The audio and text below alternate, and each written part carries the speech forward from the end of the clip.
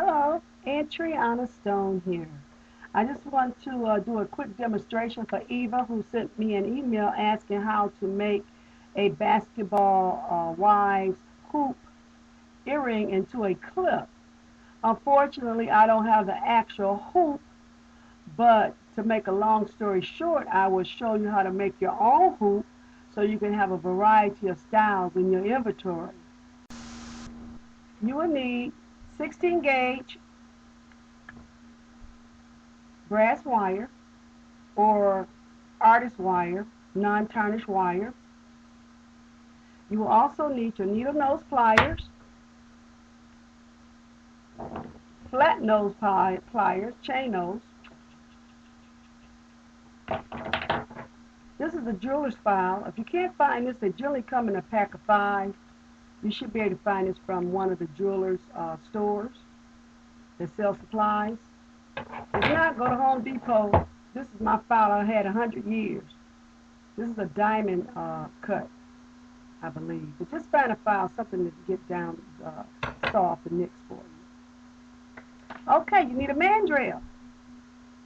This is a bracelet mandrel and it's steel. Or if you can't find this, find something in the size that you want your hoop to be. Now make sure you're able to form the hoop in a circle. But I'm going to show you what I'm talking about. Keep me in your prayers also. Okay. Okay, now we have our wire. So what we want to do, you will roll off at least 10 inches. Now this is going to make a big hoop. But what we want to do, we're going to start working that wire with our fingers, because the more you work with it, the more resistant it becomes. And we don't want to do a hoop and the hoop bends all up on your customer's ears or either on your ears. So just working with your fingers. Now what I do have a wire straightener that I can use, but I don't want you to have to run out and buy anything. So that's why I said we're going to use what God gave us, our fingers. That's why my hands look the way they look. Horrible. Okay, so work that wire. Get your tape measure out and measure off 10 inches. So what you want to do, just cut 10 inches of this wire off. Out here. Cut off 10 inches. Okay, continue working with your fingers. Now what you want to do, you want to take it and make sure when you put it on your mallet that the both ends will pass each other. So that's how you want to have it, with both ends pass each end point. Okay. We'll go down on our mallet.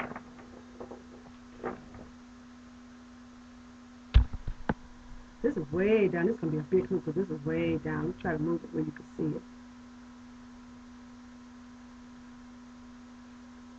See where it's past each other? Each end? Take your mallet and you just want to tap it. Tap it on both ends. Hold it and move it around. See?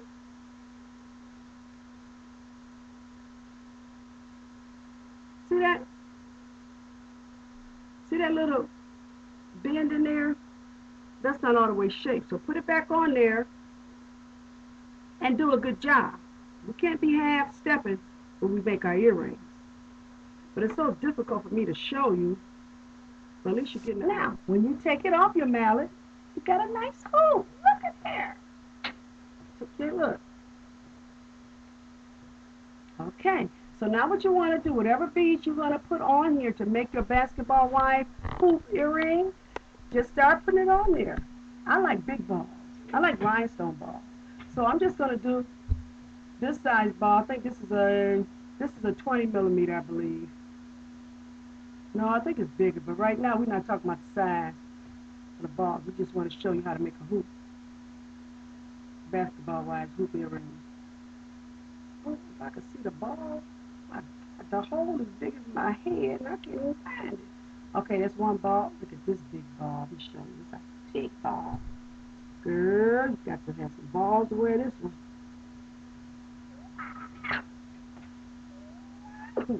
Love it. There we go. Okay. Look at that. Now we're getting some balls or what? Wow. God, it's so good. I love it. Okay, now what you want to do, you didn't really have to put the balls on right now, though. So I want to be quick and show you. So what you want to do, you want to take your chain those pliers, and you want to make a 90-degree angle away from you. Just bend it out like that. Keep in mind, you do one end at a time, because if you do the other end, you can't put your balls on. So you want to do one end at a time, and then what you want to do, now this particular end has exactly, measure that, oh, a half an inch. So that's a half an inch. Straighten it up a little bit, because you want it to go straight out. Because you got to do the other side. What you want to do, now what you want to do, you want to take your needle nose plier, take the end of the 16 gauge wire, and you want to bring it towards you to make a loop. Now, this might be a little bit, I'm going to take this down because I don't want no real big loop. So I'm going to cut a little bit off. That's why I say you just have to play with it. I don't know how much I cut off, I just cut it off. So, try to remember where you placed your pliers. So now I'm just going to file this down a little bit. That's where this file come in handy. So see a little burr, but it got so many tools. I just wanted to show you the simplest way to do it. Then you take it from there. Rub your hand and make sure you don't feel the tip of the end of the wire, because therefore you can make a better loop that way. And just start, see, bending it, move it, bend it towards you and make sure it closes. See? See that? Can you see it? Yeah, you can see.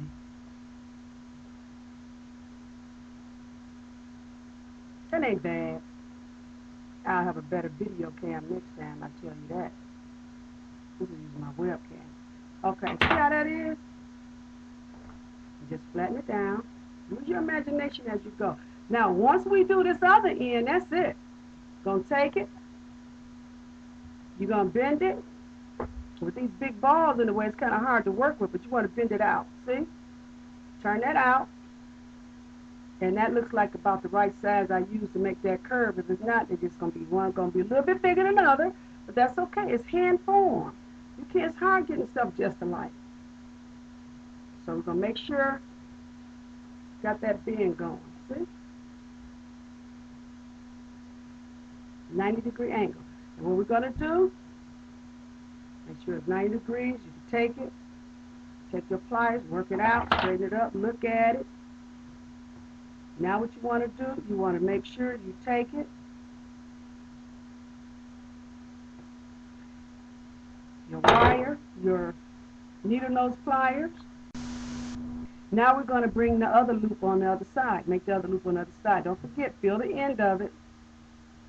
Try to memorize what you did with what end you used.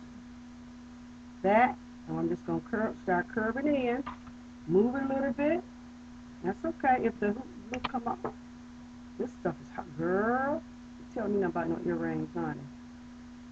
Curve it. See, it's curving. Keep curving. This wire is tough to work with. This gauge here is kind of strong, but we want something strong. There. Girl, shut up. There we go. Just see, you just have to work. Straighten it up a little bit. Bring it around. Like that. I'm working with it just because you just have to use your imagination and kind of straighten it around as you go.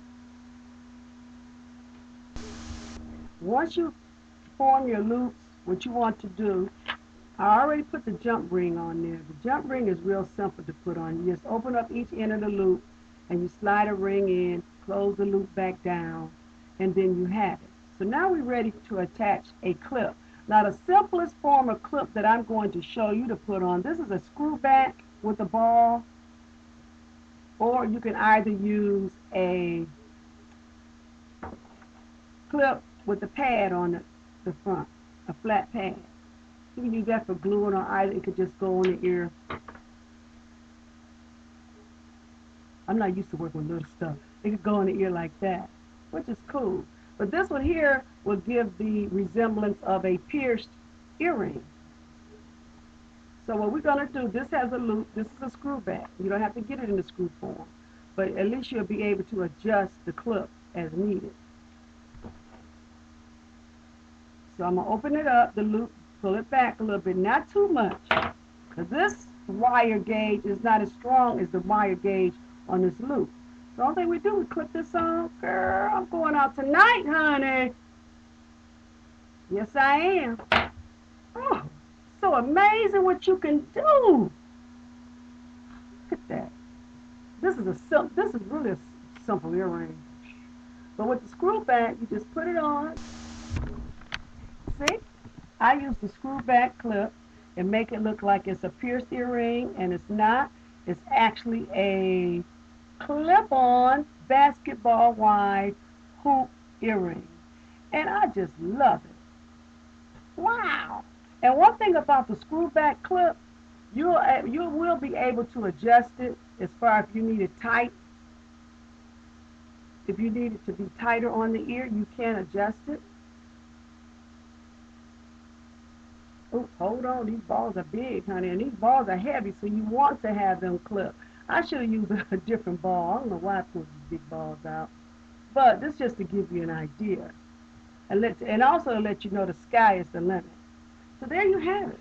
Here's my basketball hoop, clip-on earring.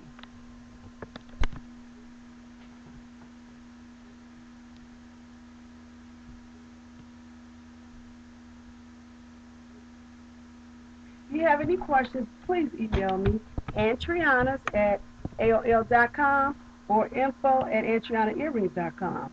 And I thank you so very much for trusting me with your question. That really inspires me. But also I want to let you know, do not give up. No question is a dumb question. And ask if you don't know. And keep trying, because you can do it. I've been doing it for years. Let me get back. There we go.